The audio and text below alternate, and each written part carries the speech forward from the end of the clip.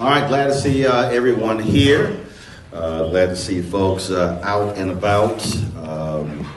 It is good to be out. I think this is the second in-person speech that I've given since COVID hit, and so glad to be here. This is the fifth time I've been in Southern California the last 2 months. So I've been living on airplanes, coming out here and travel around the country. It's been quite a busy time for our show. We launched our Black Star Network, digital network, September 3rd, and so we've been busy with that, shooting interviews all around the country, and so spent time this week in Brunswick, Georgia, Wednesday and Thursday for the black pastors who gathered at the trial of the 3 white men who were on trial for killing Ahmaud Arbery. And so there Wednesday and Thursday, and there was in New York City yesterday doing some interviews, and flew here last night.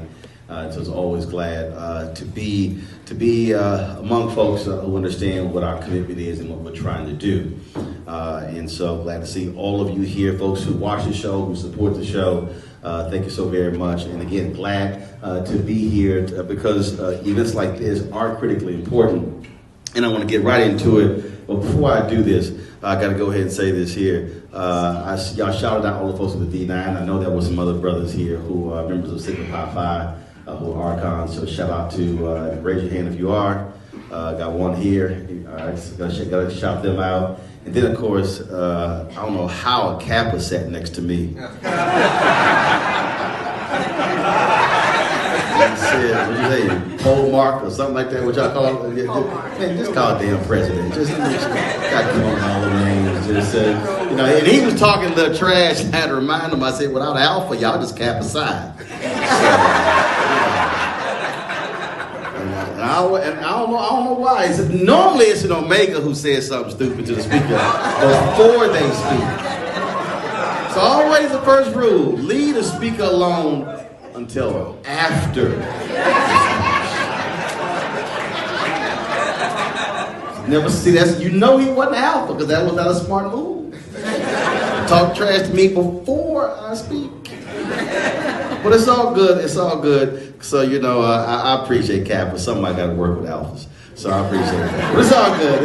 It's all right. I mess with all of them. Some folk take it personal. I tell them get over it. Alpha's still your daddy. That goes for the AKs and the Deltas too. Don't even worry about it. That's right. Y'all know. Y'all got to start with us. That's right. Y'all came to be trying to put yourself in the front. Don't even try it. All these Deltas going to me talking about, y'all, look at you. You married a Delta. No, I was an Alpha before she was a Delta. Let's get that clear. That's right. She grad chapter. I played undergrad. No. That's fine. I'm just saying that came after we were married. Some folks trip like that. I know. Plus at the national convention now. So I remind her too. I said, remember, Alpha's your daddy too now. Don't even forget that. So it's all good. It's all good. We always, trust me, she always like, here you go, start that. And I was like, well, it's factual. So I got to mess with her too. So, and I didn't even wait when I had my 30th Alpha anniversary a couple of years ago. I said, don't worry, I'm just buy my own gift. So anytime, especially when I see Omegas and Sigmas who talk trash, I just tell them, just kiss the ring. And you Kappas, y'all can see that in the back, huh? Yeah. See, that's what happened. See, I tried to warn them. I was like, don't start. I said, just eat your food and leave your brother alone. Leave your brother alone. I appreciate it. And probably somebody gonna get fired in my staff because I don't know how they got me speaking at a golf course. They know I play golf all the time. I was sitting there like, damn, when is it gonna have this BBN over so I can get the club? Y'all don't understand. I've been playing golf since I was in college. So I see a golf course, I will cancel many a meeting. Y'all think I'm lying. I was on the food bank board. They said, we moved the meeting from 2 to 4. And I'd already planned to play after the meeting. So y'all can send me the minutes. I did not make that meeting.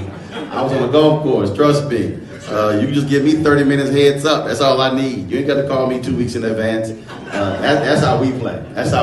We get it in. So And so we always are doing that. So listen, I appreciate the golf ball. See, I like that. See, my man said, I had a gift for you. Some Tyler's Pro V1s. I'm like, thank you. I said, plus, I see a smart man. He ain't bring no pinnacles or something like that and hard golf balls. See, those are good golf balls. There you go. See, smart. See, you called the head. See, your daddy must have been an alpha. See, I know.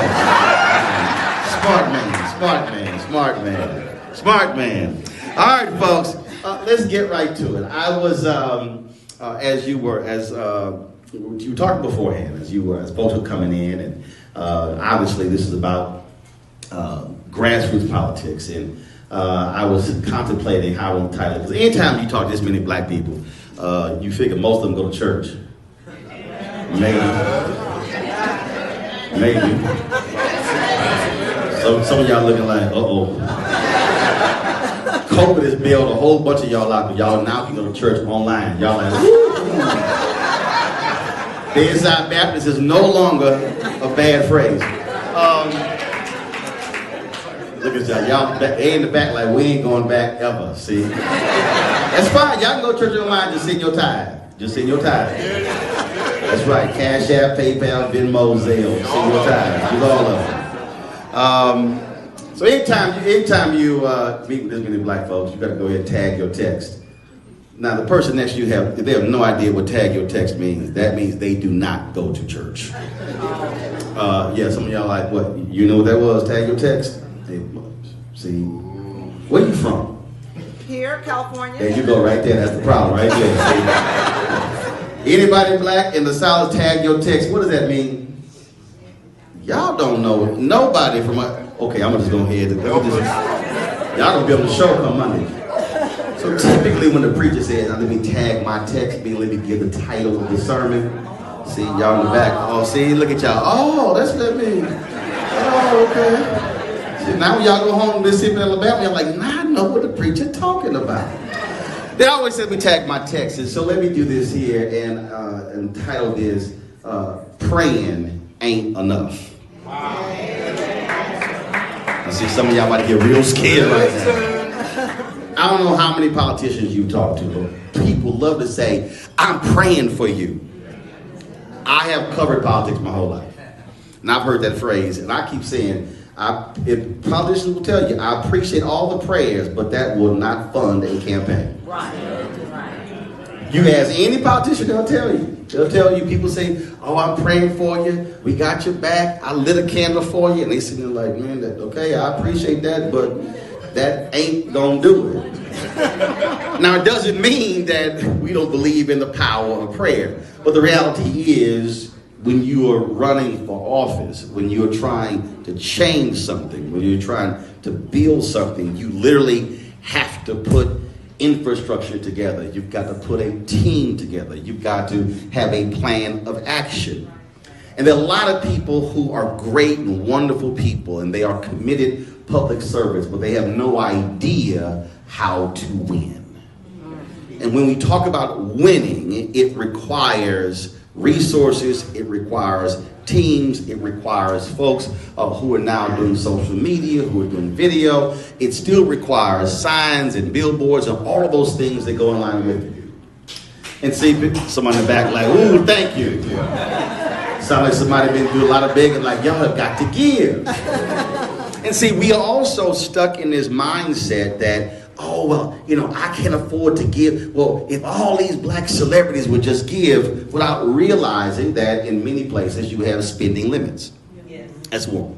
Two, reality is collective resources still matters.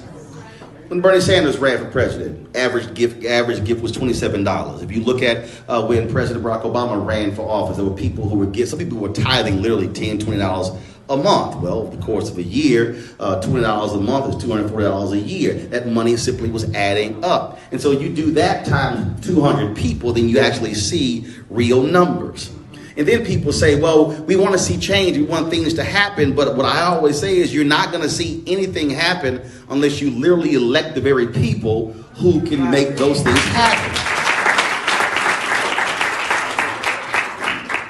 And so we have become so accustomed in this country to also only focusing on what happens in Washington, D.C.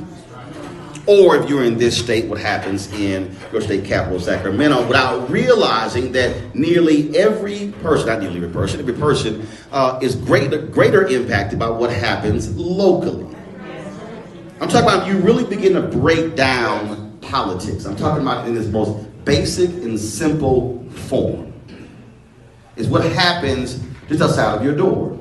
Okay, so you live in a neighborhood. You're tired of people who are speeding up and down the roads. Then you say, we need to have some speed bumps. Ask the most basic question. How do speed bumps get installed? Who has that authority? Who delegates that? Is it the city? Is it the county? Exactly who does it? That's local politics. When you begin to talk about how do you transform neighborhood, we're talking about street lights or new sidewalks or sewer systems, and you have flooding issues, that is likely going to be a city issue. If you live outside of the city, who handles law enforcement? Typically, it is the sheriff. Those are local issues. And there are people who are walking around today who are utterly clueless about politics. And I mean people, not folks who don't have college degrees. I mean people who have college degrees and graduate degrees. People just don't know how to connect the actual dots. Because what we've done in this country, we've completely obliterated civics in this country. Yes. What is that? I mean, I can't tell you how many people I run into where they think they live somewhere and they go, well, Congressional Black Caucus is not helping me. I'm like, because they don't even represent you because you have no idea who your member of Congress is. If you would go around, seriously, just start with your family and say, okay, who is your member of Congress? They might say something. Then you go to your laptop, you can go to the website and type it in, put their zip code in. More than likely, they're wrong. I'm telling you, I see this every single day. I travel all around the country. I lived around the country, and the same thing happens.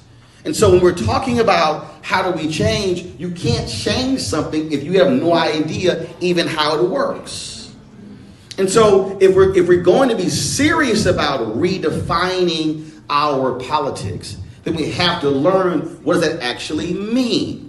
So take, for instance, school boards.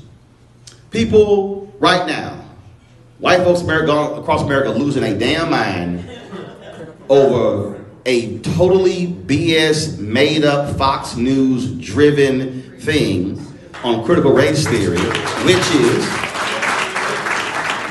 is only designed to drive up the anger among white voters. One fact, the election in Virginia was over the first Tuesday in November. There was a complete drop-off over the mentioning of critical race theory on Fox News and all the conservative networks and conservative talk radio. Oh, so November 2nd, it was the biggest issue in the country. November 4th, no big deal. And I said a year ago, after Trump lost, I said, look, they're going to need white people to be angry in order to vote in the next election. Because what we have to understand is people vote based upon emotion. One of Democrats' biggest weaknesses is they try to appeal to the logic and the common sense. No, seriously. When people are pissed, when they're angry, they're motivated. When a person isn't pissed or angry, they're like, okay, I might vote, I might not. That's what happens. And so you saw that happen and then when they threw it out there and the folks jumped on it, there were people I live in Loudoun County in Virginia. There were people who were coming to the school district. I'm talking about 200 people signing up, railing against critical race theory. The superintendent's going, we don't teach it. We don't teach it. We don't teach it. It's not in our schools. But if you also need to understand what the game was, because the game was not critical race theory. I mean, they literally even talked about it. Christopher Rufo, you saw him when he was on Joy and Reed shows and other shows. He even tweeted this. The issue was not critical race theory, which first, look, I have run 3 black newspapers, news editor of a black website, Tom Joyner's blackamericaweb.com, Tom Joyner, TV One, major broadcasting cable network, written for Savoy magazine.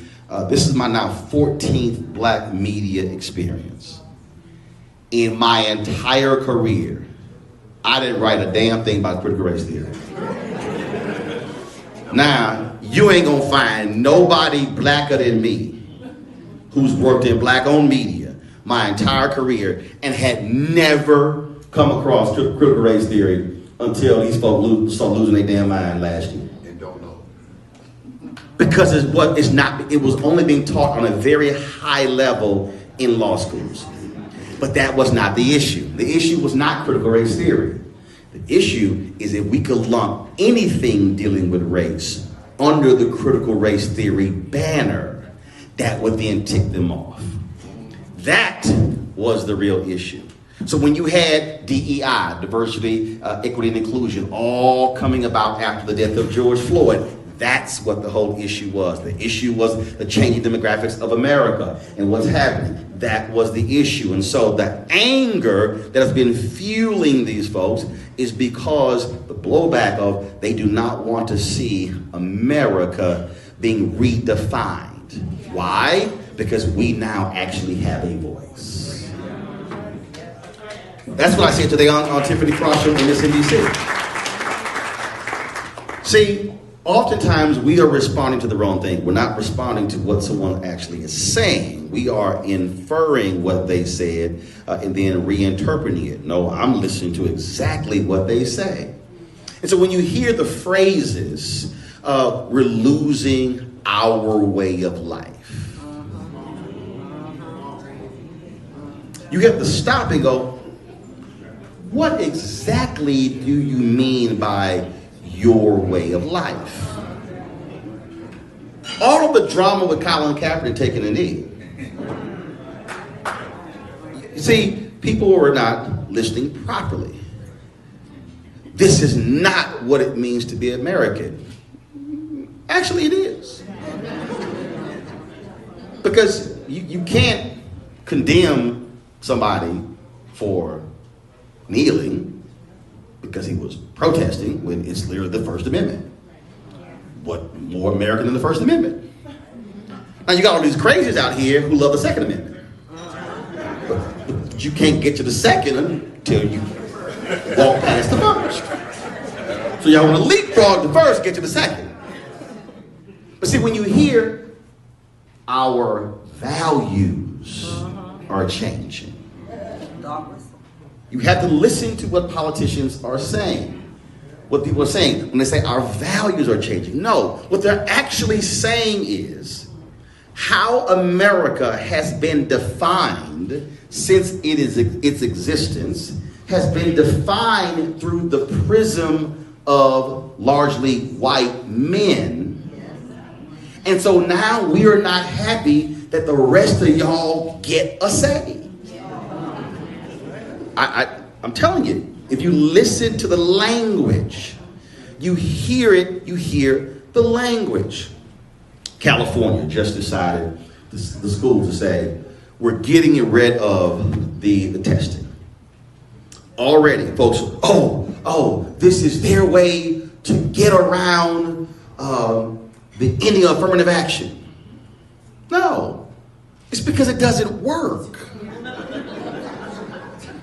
And also, the very testing was used specifically to exclude us from the major institutions.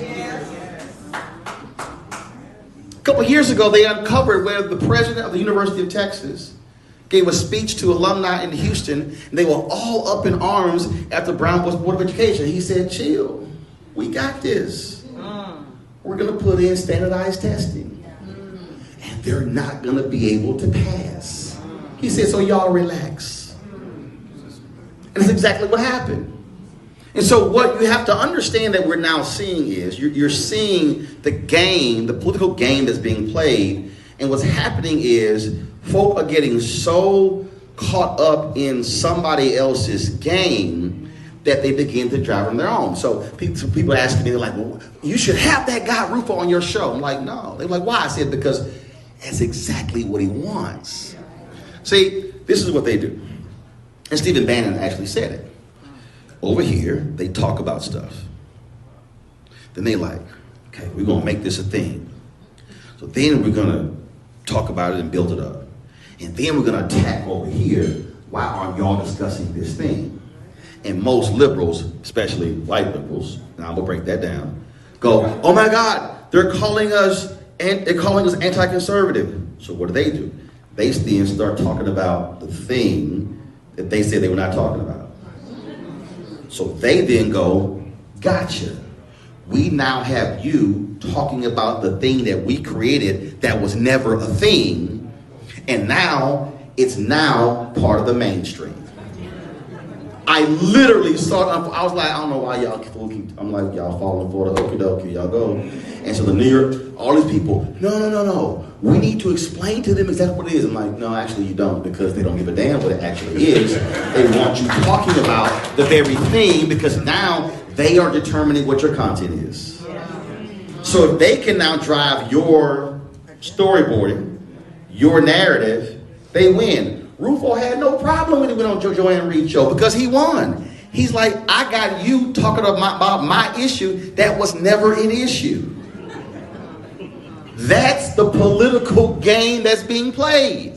And so what happened was they went, damn, all of these white people are really upset. Then they say, well, wait a minute, we can now use the school boards as a route to now change the curriculum in a way we couldn't change it before. Now look, this has been happening in the last 10 years. You had Tennessee, the State Board of Education, where they were trying to remove any reference of slavery, Jim Crow out of the textbooks. They tried it in Texas as well. Why does that matter? And why does this state matter? Again, connect the dots. There are only 3 important states for education. 3. Texas, New York State, and California. Why? Because Texas, New York State, and California buy more textbooks than all the other states combined.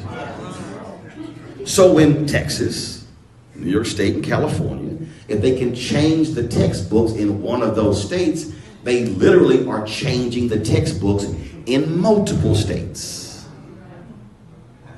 That affects curriculum. And so their game plan right now is, how do you take control of the curriculum by going through your school boards? But see, is much deeper than even the curriculum. Because the reason this gathering is important, the reason why pooling resources together is important, because you now have to also understand what controls the economics of communities. So, your school district, how large is the budget? $800 million. $500 million. $500 million. The city council, how large is the budget? 285. No, the budget. How large is the city budget? 285. 285? 285 million? Yep. 500 million for a school district? How about the county?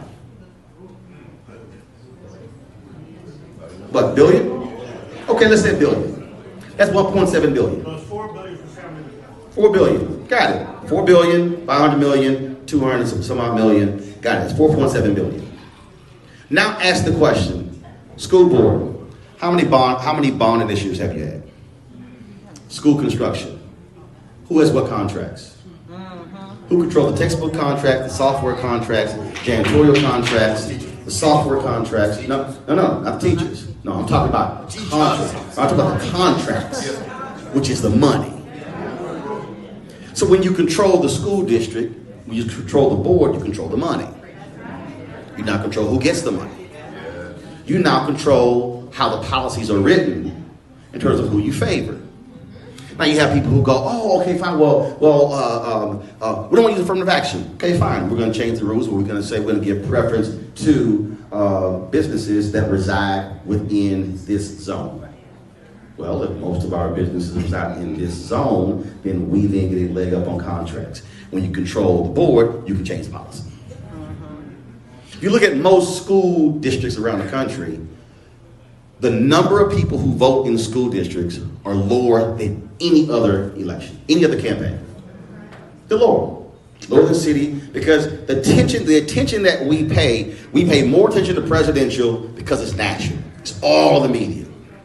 Then you're talking about presidential, U.S. Senate races, congressional races. Then you go gubernatorial races. Then you go state races. And then once you get past that, the bottom just drops out. So you won, right? Who won on the school board? You did? What was the fine? What was the vote number?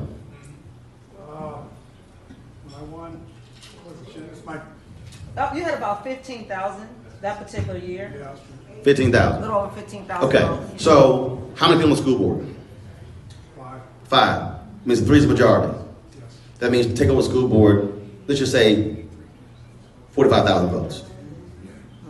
Okay. You ran for school board. Total campaign budget. How much you raised? Campaign manager. 17,000. 17,000. Okay, fine. So that means that if you say, okay, if we want to take over the entire school board, we need to raise $75,000. Yes. Okay. I want you to think. 5 positions. 5 positions. If you say, fine, we're going to sit here and raise $25,000 per position, or you say we're going to run a slate. We're going to run 5 people. We're going to go out and raise $125,000, and we're going to fund each candidate with $25,000 each. Right. And then the goal was to win 3 out of 5. Yes. I went 3 out of 5. I got majority of the school board. This is just basic vote counting. Yes. Simple. And so when we're talking about power, look how much money people will then work together to bundle to raise for a congressional presidential campaign. That's great, that's wonderful. But the reality is, the amount of money, I guarantee you, if you run the numbers, you probably in this city, you probably raised more money for a presidential campaign. For one presidential campaign, that was not even a blip of the billion they raised, when literally you could have taken those exact same resources and taken over the entire school board.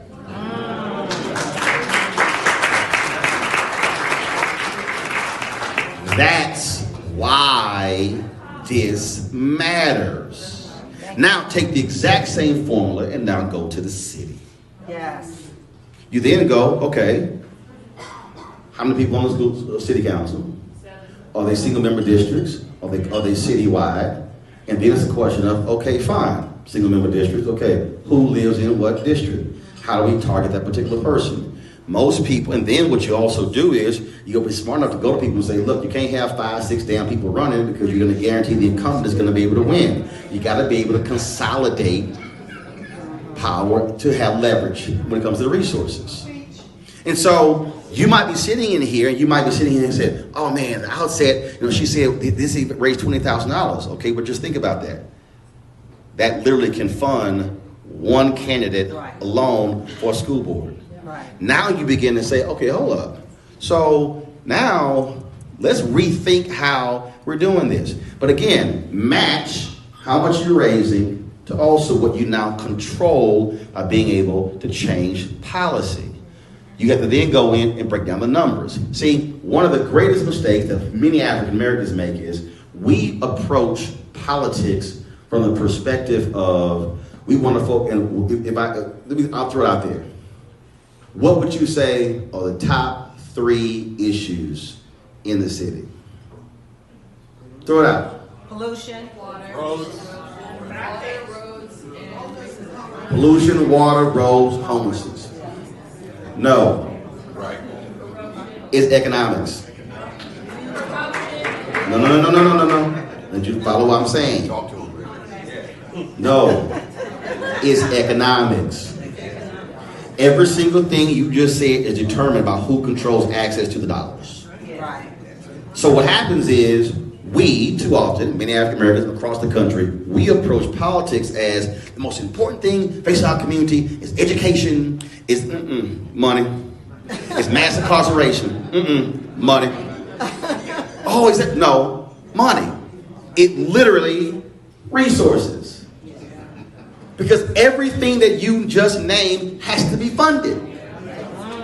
And everything that you just named is going to be then dealt with likely by a private company who is then going to get the contract to deal with that very thing. Which now means that you have to now be asking, okay, what is the business capacity of black folks here? Which means that your survey now has to be, okay, so Who in here actually owns a business? Raise your hand. Who in here has a business? No, keep your hands up. I need to see when their hands drop. Who in here has a business that employs more than 5 people?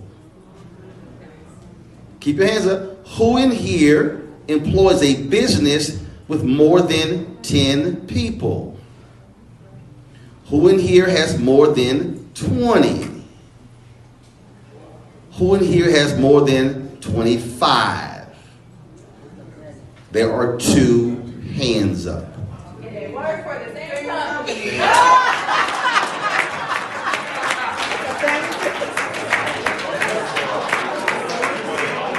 Y'all work for the same company. No, but I need you to understand, pre-COVID, nationally, there were 2.6 million black-owned businesses in America. 2.5 million had 1 employee. They were doing an average revenue of $54,000 each. 7 years ago, we had 1.9 million black-owned businesses. We had 1.8 million with 1 employee, doing an average revenue of $110,000. That means that we added 700,000 more black-owned businesses, but the revenue got cut in half. So when people say we need more black-owned businesses, no, we need more black-owned business with capacity. Now, why does that matter? Well, if I'm talking about how do we access power and access economic power, you look at the contracting that goes on, if you're able to now tap into school board, city, county contracts, you're now able to grow and build businesses. You're able to grow and build businesses, you can employ more people. That impacts unemployment, that impacts wages, that impacts wealth. But more importantly, you now, by growing your business, now have the ability to actually fund more candidates. Right. Yes. It is literally controlling your own destiny. Right. This is how the game has been played. And so what we've done is, we have not done what Maynard Jackson did, who really understood this when he transformed the city of Atlanta. People talk about Atlanta being the Mecca. Remember, 1973, African Americans received 0.0012% of all contracts in the city of Atlanta. I didn't say 1%. No. I didn't say a 0.5%. I didn't say 0.25%. 0.0012% of all contracts. He said his grandfather taught him there were 3 B's: the ballot, the book, and the buck. He used the ballot and the buck to drive the very issue. So when you look at Atlanta today, you cannot talk about Atlanta today unless you look at what Maynard Jackson put into place, and then behind him, Andrew Young, and then Maynard came back. Then, of course, you had Bill Campbell, Shirley Franklin, Kasim Reed, Keisha Lance Bottoms, and now they have the election going on right now. It is understanding how they use the power. He understood that the greatest economic engine, not only for Atlanta, but the state of Georgia, was the airport. When they rebuilt the airport, he said, let me tell you something. He said, unless y'all get more black people contract, there will be tumbleweeds. They'll be going down the runway before I allow this thing to be rebuilt. Wow. That's how it changed. And that's why when he left the mayor's office, not a single major law firm in Atlanta would hire him, because all of those white power brokers were pissed that he dared disrupt the economic engine in the city. And so if you're going to be talking about, how do you transform politics, Inland Empire, in this area, you have to lock in on the money. Because how are you getting beat?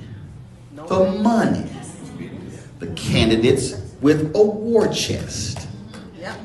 If you ignore the money, you will always lose. Yes. Which now then means, okay, who are the people who are funding your opponents? See, what I'm trying to get you to see is this thing is not just about how can you come together to have an event to raise money to fund candidates. You literally have to be thinking about redefining the political and economic power structure, because that will then determine how you're able to advance. And so when you begin to study other folks, and so the question for me, it would be, okay, who gets the largest contracts in the city? Who gets the largest contracts on the school board? Who then are they funding? How many of us are supporting those very businesses? And then what are they funding in return to our community? So if you're pulling resources out of our community and then you're not giving it back, there's no return on investment, then we got a problem. Come on, y'all, listen. And so then when you now take, because I guarantee you, it always happens. Somebody sitting here, they're like, oh, okay, man, they sat there, all right, they shout out Divine Nine. Well, I ain't a member of Divine Nine. That's fine. Everybody's not a member. But I want you to understand that one of the greatest things that we have in our community is that we have organizational infrastructure that is grossly misused. If you read Dr. King's book, Chaos of Community, Where Do We Go From Here, which is one of the most phenomenal books, and I dare say one of the 3 most important books that should be on your library. This is what he wrote in 1967. It was published in 68, and it was the worst-selling book out of the books that he wrote. And the book also was not in print for 10 years after his assassination. For me, that was by design. You read this book, you literally will think that he's writing about 2021 and not 1968. What he says in the book, there are 4 institutions that are prime position for the liberation of Black America. The Negro Church, the Negro Press, he says fraternities and sororities, and professional and business organizations. So if you look in here, so I'll ask it this way, so whether it's Divine Nine or anything else, if you are a member of a largely Black organization, raise your hand. Okay. Put your hand down. That means that if you're talking about Divine Nine, Links, Laser Distinction, if you're talking about any number of groups, what Prince Hall Masons, what your Eastern Star, we can go on and on and on. These are all organizing entities with existing membership that are actually funded by themselves. They're not controlled by any external forces. If you take Divine Nine alone, no one funds us but us. Think about it. Yeah, you might have some corporate sponsors, but I'm talking about the reality is these are self-funded entities. Black fraternities and sororities actually represents the most sophisticated infrastructure in the Black community. Now, what I mean by that is you have to look at the organization, how are they set up? These are international organizations, national leadership, regional leadership, state leadership, grad chapters, undergrad chapters, and programming that goes all the way down to elementary school. We call that being horizontal, and vertical. Which means that if you are the general president of Alpha Phi Alpha, and when you make a decision and you press the button, it goes to every chapter around the world, and whatever that decree is it. If you don't abide by that, you can be removed or your chapter yanked. The NAACP doesn't structure that way. Yes, you're the NAACP headquarters in Baltimore. They have state conferences. They also have local chapters, but in many ways their local chapters are autonomous. Yes, they have to abide by a certain set of rules and procedures, but national cannot mandate nor dictate what they do. So what we have is we have organizational power that is only focused inward.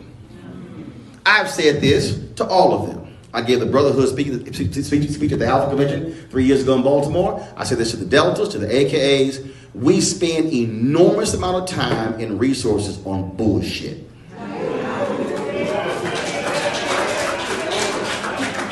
Yes, I said it. I got no problem saying it.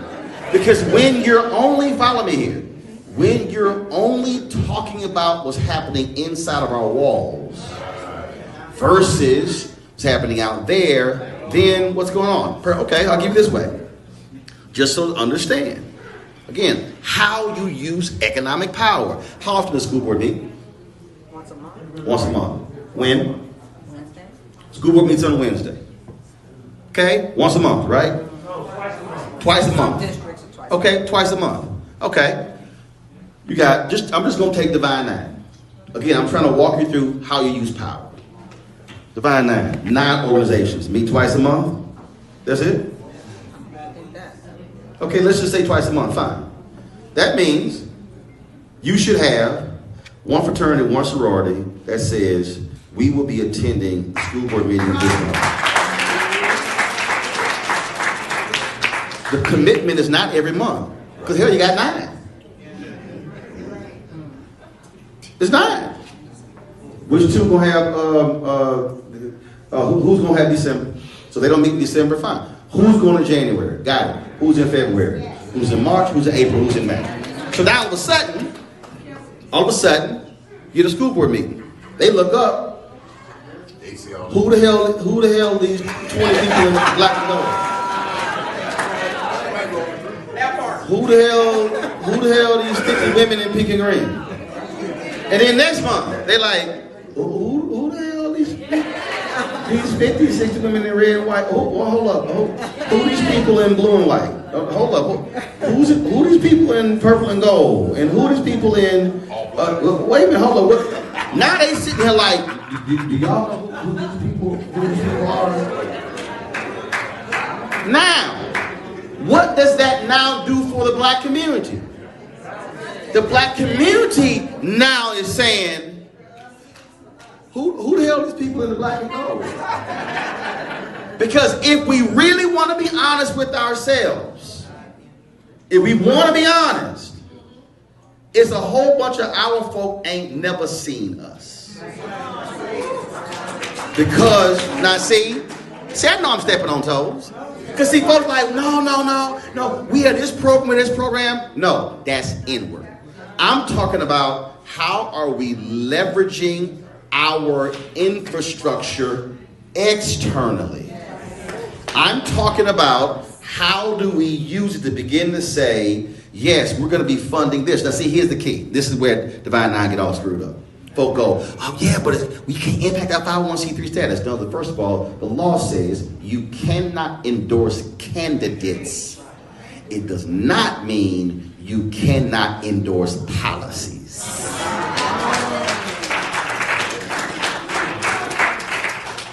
We are literally sitting on power that is untapped. Wow. That is unused. We're literally sitting on it. And it's not being used. And we're only using it inside of our group. And really on what? Look. The head of the Boulay said, hey, Roland, he said, I want you to present at he said, the Grand Boulay. I said, I don't do bullshit, bro. No. I want you to understand. I know. I'm giving you the quote. The reason I'm trying to explain this to you is because that's part of the deal. I'm not interested in going to the Bahamas for the Grand Boulay in order to go to our event and go to a cooking deal and to go on a cruise. No, I'm not. I said, you can't tell me that you have this collection of black men that's supposed to be the be-all to end-all of all black male groups, the upper echelon of black men in America, and we ain't talking about a damn thing that's political, economic, and social. Right. I'm not wasting my time. And so what I'm trying to get us to understand is we need to stop patting ourselves on the back organizationally and then begin to say, no, how are we leveraging this power beyond? But see, this for me, this is not just with Divine Nine or the Boule or look. When the brothers came to me, they said, "Hey man, we want you to be a part of Prince Hall Mason." I'm like, "Cool." I said, "But you do know what's gonna happen when I'm in." I ain't here for meetings unless that meeting actually means something. Look. I'm a life member of the National Association of Black Journalists, 3-time board member. I get inducted next month to our Hall of Fame.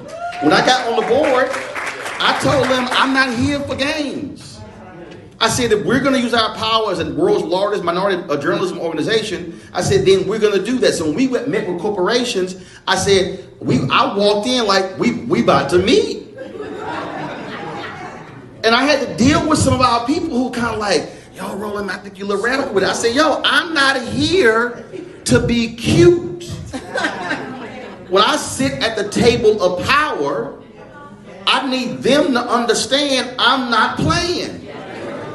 And so we are approaching this with a hat in hand, mealy mouth, small, as opposed to walking in saying, no, I'm looking for major, significant, substantive change, and my ask is going to be so large, it's going to cause you to fall out your chair. I'm saying you got to be willing to look at your existing political leaders and say, if the mayor or the council members or the school board leader, if they are not up to the task, you must be willing to look somebody in the eye and say, we going to take you out at the next level. And let me be real clear. Let me be real clear. I ain't got no problem taking out somebody black. Let me say it again. Because I'm telling you, I've seen this game before. Folk like, I don't know, you know, that's a sister. If her ass ain't... If that sister or that brother is not advocating for policies that are specifically benefiting our community for good, they got to go. I see no difference whether they're black, white, Latino, or Asian. See, the mistake that we make is we go, yeah, but you know, that's our kinfolk. No, it's not. This is not about I want to get along with somebody. Right. This is about are our communities, our neighborhoods being transformed? Are our businesses getting the kind of contracts that are needed? Are we seeing growth? This is not about I need an invitation to somebody's Christmas party. Now, if you are not about that life, here's my suggestion. Give your check and leave. No. See, I know some of you, do understand. Some of y'all look at me right now like, damn, you knew who you invited.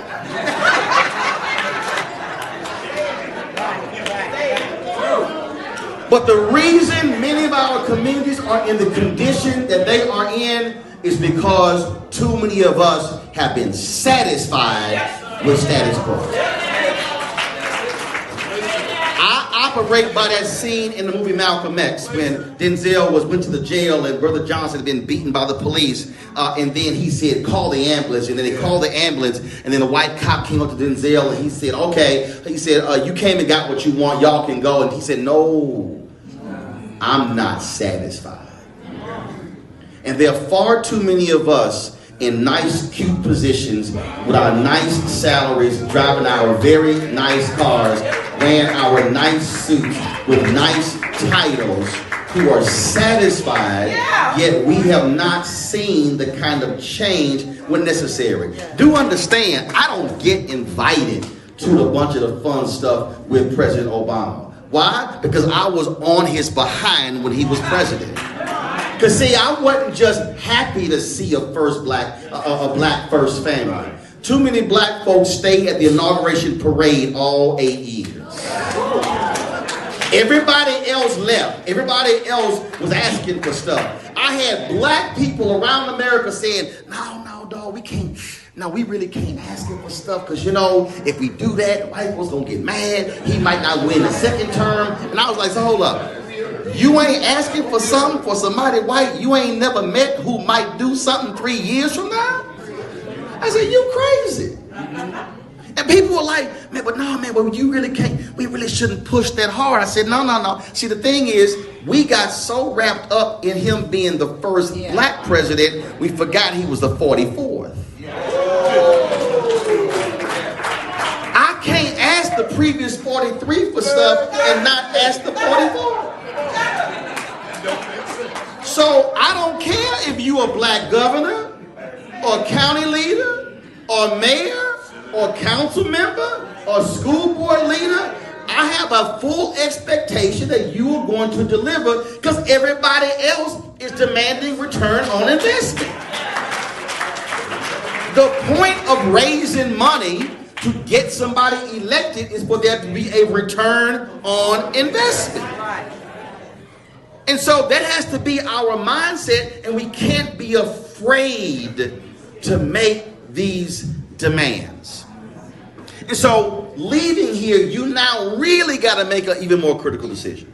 And that is how hard you really are trying to change stuff. How hard are you really trying to redefine this community for the good? See, none of us want to think about it, but the reality is we all have an expiration date. And so the question you got to ask is, what are they going to say about me when I'm gone? But I don't mean just when I'm gone physically from this earth. What are they going to say about when I was the pole mark for the Kappas, or I was the general president for the Alphas, or when I led the AKs and the Deltas, or when I led the church coalition, or when I led the Prince Hall Masons? What are they going to say about when I was president, or when I was on the board, when I was an officer? What are they going to say about my tenure there? Are they going to say that they disrupted things and changed things? Or are they going to say stuff stayed the same as it always has been? I have no interest in anybody ever saying when Roland Martin was here, stuff stayed the same. See, I'm not afraid of them being afraid when I walk into the room. See, again, many of us have been raised, and this is the reality of white supremacy in America. Many of us have been raised, we walk into the room, we walk in head down, bowed, and we don't walk in loud and proud. I had somebody told me, they said, you know, you walk into the room like you belong here. I'm like, you damn right I do.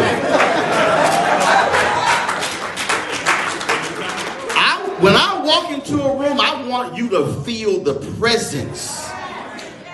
I want you to say, damn, he here. I want you to feel that. Because see, we can't keep playing this same. I'm telling you, I travel around the country. I cover news stories around the country.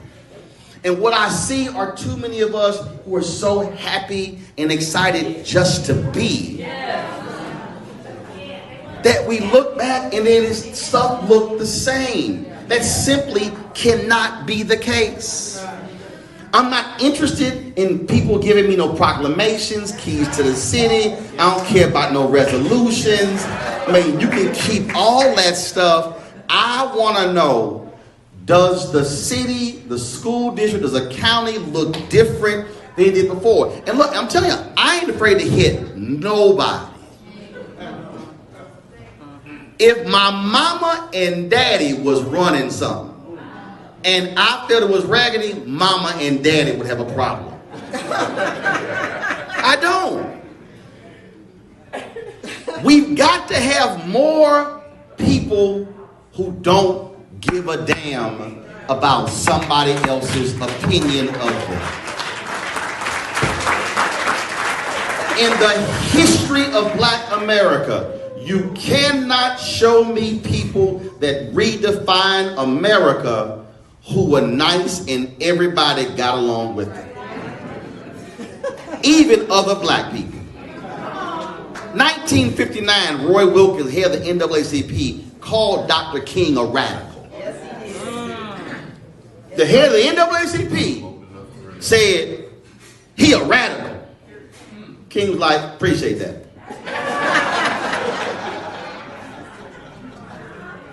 See, so many of us have fallen for America's redefinition of Dr. King because we have turned him into a civil rights bobblehead, a civil rights mascot. Oh, Dr. King loved everybody and he prayed for everybody. No, that was one of the most radical voices America has ever seen. But we let folk quote him every single day who don't care about what he cared about. I ain't letting no Republican, black or white, give any kind of quote praising Dr. King because I'm going to ask him, if you don't support his agenda, I don't want to see your quote.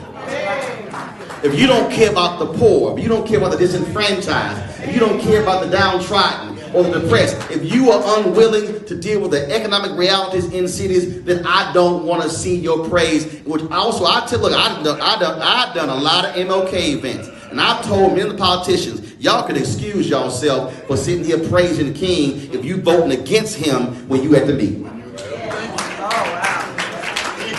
We have to be willing to challenge power. Because Frederick Douglass said, power concedes nothing without a demand, never have and never will. But he also said this before he died. He said, agitate, agitate, agitate. So if you one of those folks and you don't want to agitate, if you one of those folks and you don't want to sit here and press somebody, if you don't want to sit here and challenge power, if you don't want to redefine power, my suggestion is for you to move the hell out of the way because there's a train that's coming. And when that train comes, you're going to hear a whistle coming.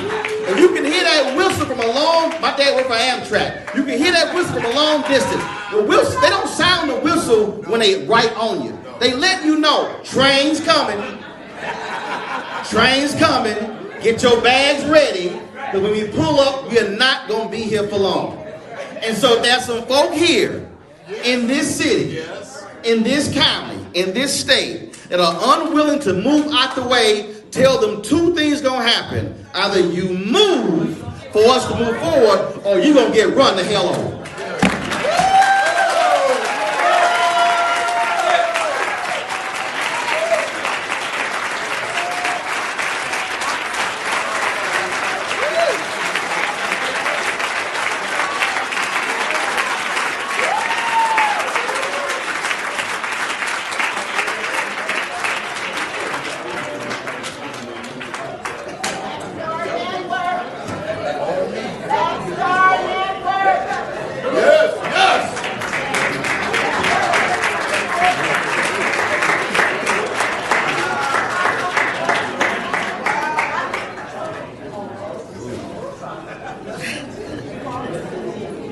I just want to say that I told you that's why I had him come, so I don't even have to talk because he just pretty much channeled everything. Thank you, Roland Martin. Thank you for being here and for doing what you did.